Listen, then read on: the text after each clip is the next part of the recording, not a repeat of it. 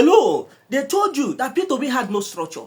But how can a man with no structure shake Nigeria with over 6 million votes?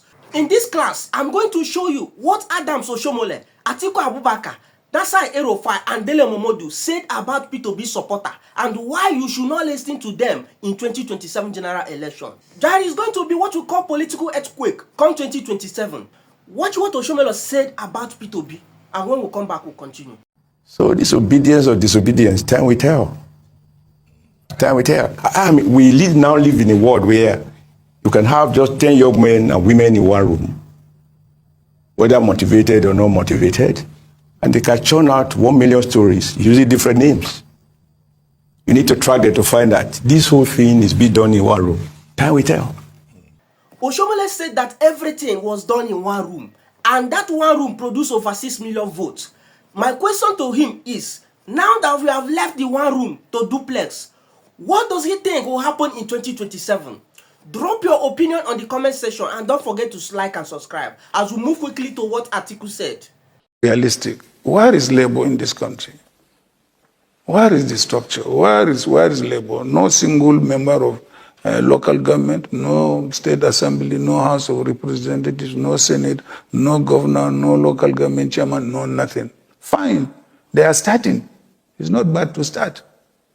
But you cannot start and at the same time be at the top. But there seems to be popular among the youth. Okay, let the youth vote for them. He said no governor, no rep, no senator, no structure, and Obi replied him, the structure of criminality, and that's what he's coming to dismantle. Oh, come on, Atiku, give me a break. This your rhetoric will not work anymore. Negotiations from the Southeast were not successful this time. Your erstwhile running mate, Peter Obi, left the PDP and joined another party, is also running for president. How do you think this will affect your prospects, given that the Southeast has always been such a safe zone for the PDP?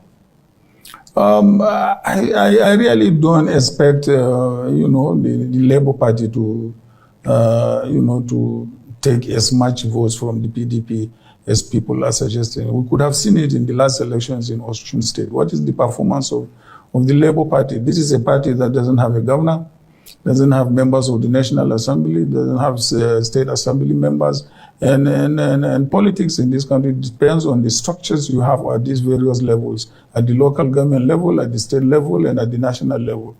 So it is very, very difficult to expect a miracle to happen, simply because Peter Obi is in the Labour Party. Well, two quick follow-up questions. The first one is... After all, they were saying through the social media they had more than 1 million votes in Osun State. But how many votes turned out to vote for Labour Party? And then again, mark you, you are talking about social media. In the North, 90% of our people are not tuned to social media. So, what message do you have for Atiku? Drop it on the comment section and don't forget to like and subscribe as we move on quickly. Next person is Nasir El-Rufai. He's now in ADC, but I don't like that man because of what he said about P2B during 2023 general election. Watch the video. How can Peter Obi win any election? Peter Obi is polling 1% in Sokoto, 2% in Katsina, 5% in Kano. That's why the votes are. All states are not equal. The fact that you're doing 70% in Anambra State does not mean somebody doing 10% in Kano is not better than you. Kano is 4 million votes that actually happen. Anambra is what? The number of votes in Anambra is the size of one local government in Kaduna State. So all states are not equal. If you poll states and you make them equal, yes, Peter Obi will sweep the southeastern states. He will do it in South-South. Where else? He's not polling well in Southwest, other than a drop in the ocean in Lagos. He's polling in the Christian enclaves in the North. He's polling well. But how many are they? How many? Peter Obi cannot win the election. He doesn't have the number of states. He doesn't have 25% in more than, the last time we checked, in more than 16 states. He can't go anywhere.